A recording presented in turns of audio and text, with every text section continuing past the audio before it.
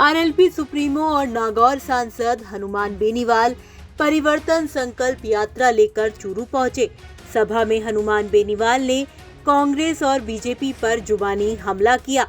कहा कि आजकल मेरे नाम का डर दिखाकर प्रत्याशी बीजेपी और कांग्रेस से टिकट मांग रहे हैं। वो कहते हैं कि आप टिकट दे दो वरना हनुमान बेनीवाल के पास चले जाएंगे। उन्होंने कहा कि जो डरा कर टिकट ले रहे हैं आप उनकी टिकट काट दो। बीजेपी कांग्रेस ने जो लूट खसौट मचाई है अब उनको उखाड़ फेंक दो। जब बेनीवाल भाषण दे रहे थे तभी लाइट चली गई, जिसके बाद बेनीवाल जमकर बरसे और कहा कि जिसने लाइट कटवाई है मैं उसका कनेक्शन काट दूंगा। इसके बाद उन्होंने कहा कि किसान के बेटे को नेताओं के इशारे पर जयपुर ले जाकर एनकाउंटर किया था। उस मामले में कई नेताओं को भी जेल जाना पड़ा था। उस किसान के बेटे को न्याय दिलाने के लिए मैंने सड़क पर बैठकर संघर्ष किया। बेनीवाल ने कहा कि किसानों के लिए मैंने मोदी की परोसी हुई थाली को ठोकर मार दी थी। चूरू, सीकर और झुंझुनू के सांसद भी किसान के बेटे हैं, लेकिन किसी ने भी किसान के लिए पार्टी नहीं छोड़ी। उन्होंने कहा कि आज मोदी बार बार राजस्थान आ रहे हैं, वो गहलोत के डर से नहीं आरएलपी के डर से आ रहे हैं। तारानगर में रोचक मुकाबला होगा। क्यों सीट छोटी? चूरू के अंदर डर से सीट छोटी, क्योंकि चूरू में हार रहे थे। तारानगर की सेफ नहीं। बीजेपी की सूचियां भी आ गई, 2-3 फिर एक छोटी मोटी कटी छाटी।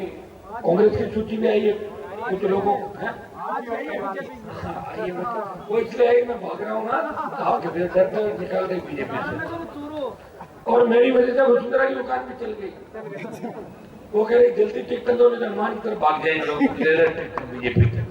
आप देखिए मेरे नाम का डर दिखा के कांग्रेस को भी लोग डरा रहे और बीजेपी को डरा, टिकट दे दो नहीं तो मान की तरफ चले जाएंगे। और ऐसे लोग जो डरा के टिकट ले रहे उनकी टिकट आप काट दो। यहाँ पे नागौर सांसद ने बीजेपी के टिकट को लेकर भी तंज कसते हुए कहा कि राजेंद्र राठौड़ के चूरू से चुनाव न लड़के तारानगर जा रहे हैं। वो हार के डर से तारानगर गए हैं, लेकिन वो वहां भी सेफ नहीं है।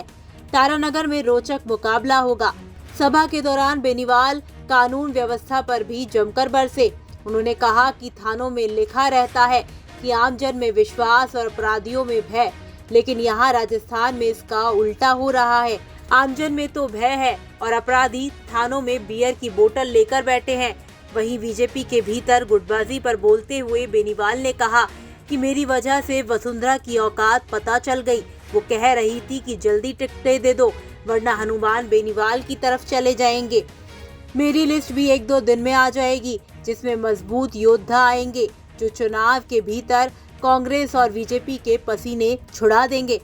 उन्होंने गैर बीजेपी और गैर कांग्रेस दलों को गठबंधन के लिए अपील करते हुए कहा कि सभी गठबंधन कर चुनाव में उतरे ताकि हमारा सत्ता पर कब्जा हो। इसके लिए मैं तैयार हूँ। अब गठबंधन होगा या नहीं होगा वो अलग बात है, लेकिन मैं चाहता हूँ कि बीजेपी कांग्रेस के सामने ताल ठोकी जाए और चुनाव में इन दोनों को सबक सिखाया जाए। कुछ लोग इस दुनिया में सिर्फ वोट देने के लिए आते हैं। आपने देखा होगा कि आजादी के लिए कुछ लोगों ने लड़ाई लड़ी, जबकि ज्यादातर मजे लूट रहे थे। सब चाहते हैं कि भगत सिंह पैदा हो, लेकिन अपने घर में नहीं, दूसरे के घर में। अपने घर का लाडला जिंदा रहना चाहिए। आपका हनुमान बेनीवाल के इस बयान को लेकर क्या कुछ कहना है? कमेंट बॉक्स में हमें लिखकर बता सकते हैं। राजस्थान तक के लिए चूरू से विजय चौहान की रिपोर्ट।